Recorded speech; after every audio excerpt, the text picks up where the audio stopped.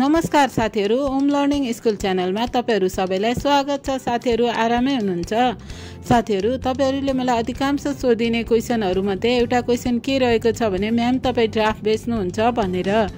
म चाहिँ के भन्न चाहन्छु भने साथीहरु आफ्नो अनुभवले पनि प्राय ड्राफ्ट चाहिँ आफैले बनाउनुस्, आफैले कोशिश गर्नुस्, मेहनत गर्नुस्।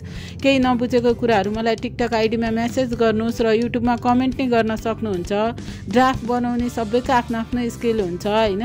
त्यही अनुसार चाहिँ हामीले आफूले बनाएको ड्राफ्ट जति आफूले बुझ्छौं नि त्यति अरूले बनाएको ड्राफ्ट बुझ्न गाह्रो पनि हुन्छ र हामीले आफूले बनाएको चीज कहिले पनि बिर्सिदैनौं के।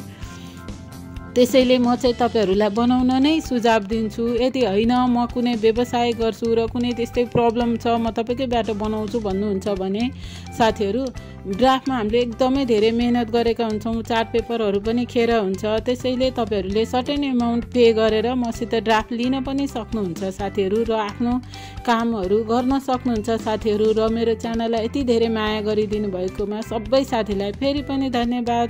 र आजको भिडियो कस्तो लाग्यो कमेन्ट गर्न नभुल्नु होला। भिडियो युजफुल लाग्छ भने लाइक, शेयर र च्यानललाई सब्स्क्राइब गर्न पनि नभुल्नु होला।